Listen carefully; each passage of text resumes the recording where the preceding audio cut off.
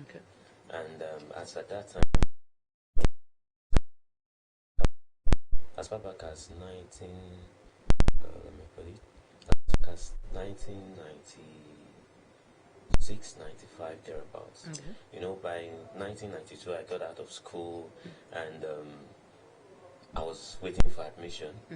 I've seen people said things like they did jam 3 times, 4 times. I did jam like 10 times.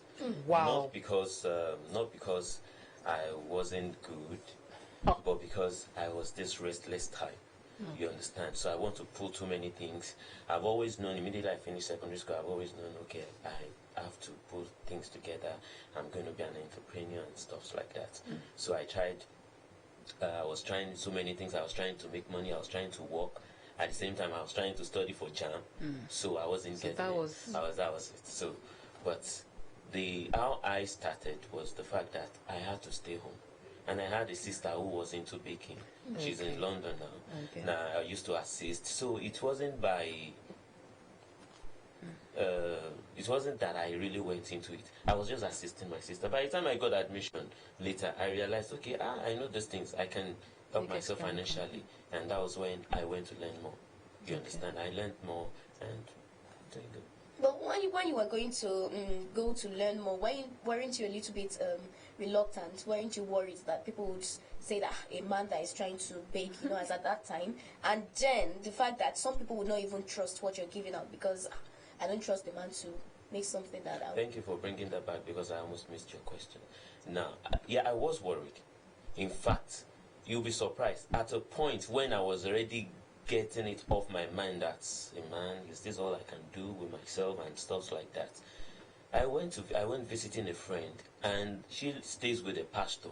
And the man, when she said, okay, this is the popular sugar smell I've been talking about, and the man was like whispering to the lady, hey man, well, at that point I'd grown out of it. I'd seen some few guys who are into it, like Tosan in Lagos, as at that time, that encouraged me. But as at that point, I'd gotten it behind me, and I was already working.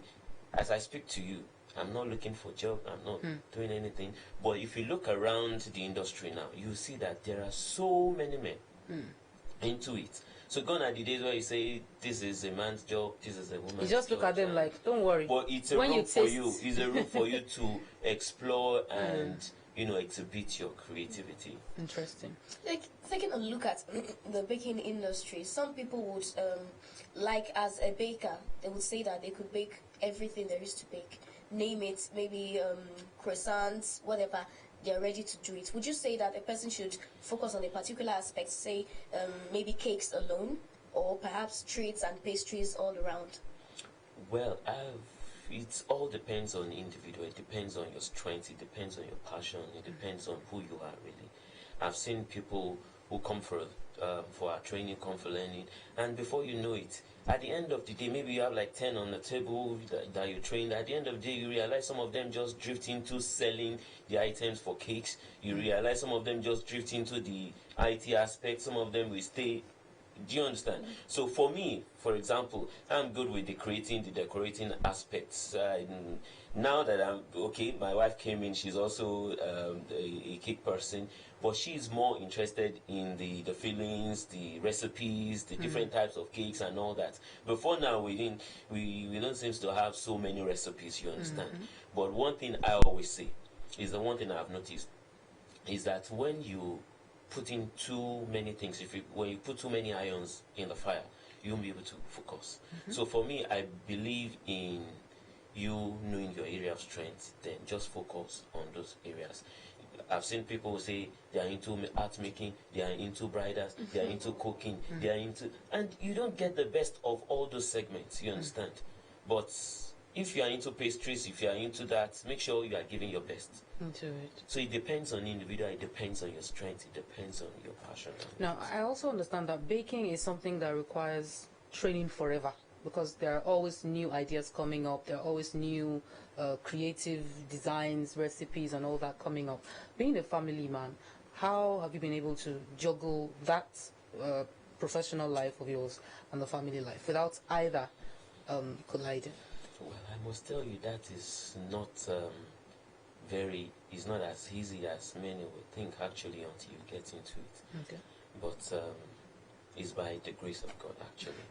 I love family. I love family things. I do family things. You understand? So you just have to put all hands together.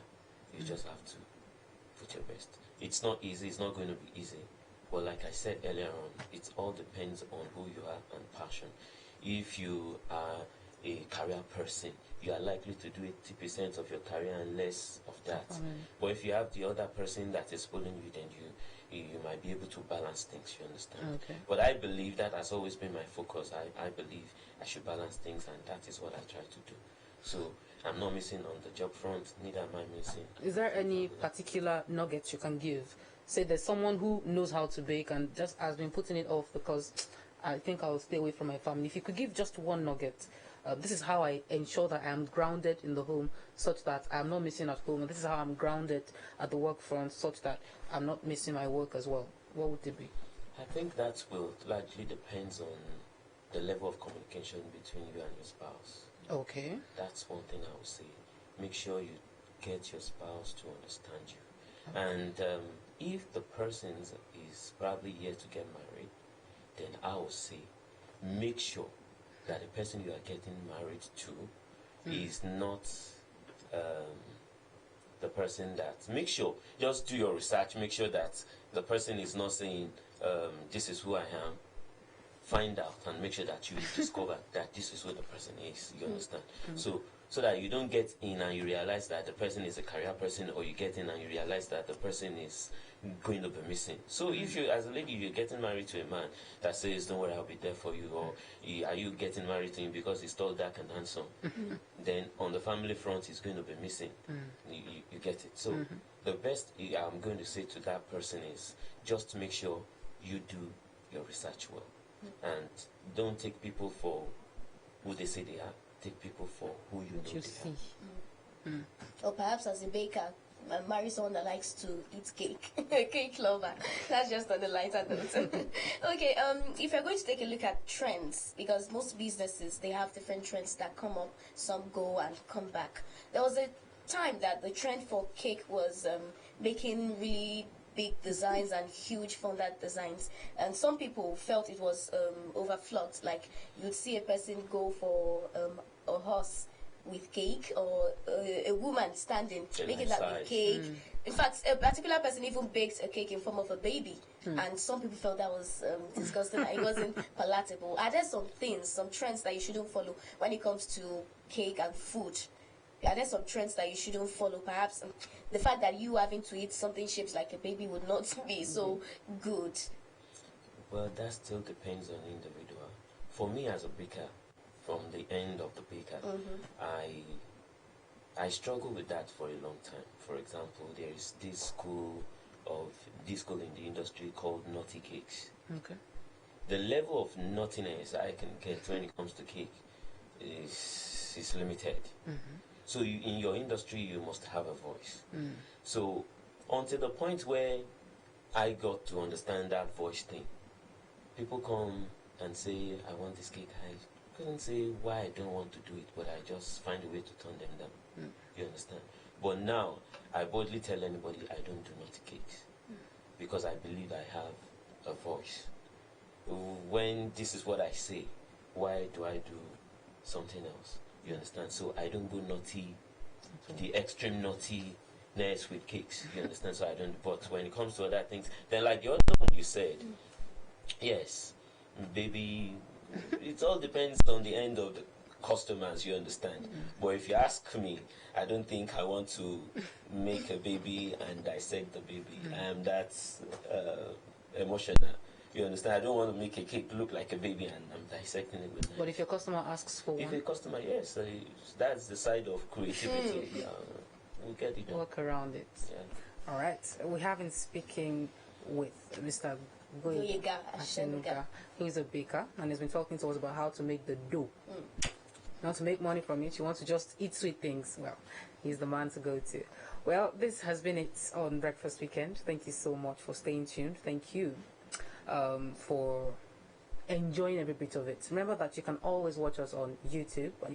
If you caught the tail end of the discussion, remember that you can watch it on YouTube at any time. You can watch us on Facebook as well. You can also like our Twitter page, which is Africa IATV. On YouTube, we're IATV Africa. Until the next time, my name is Ayo Durujaye. Have a great weekend. And my name is Wura Olakomi. Have a pleasant weekend. Bye.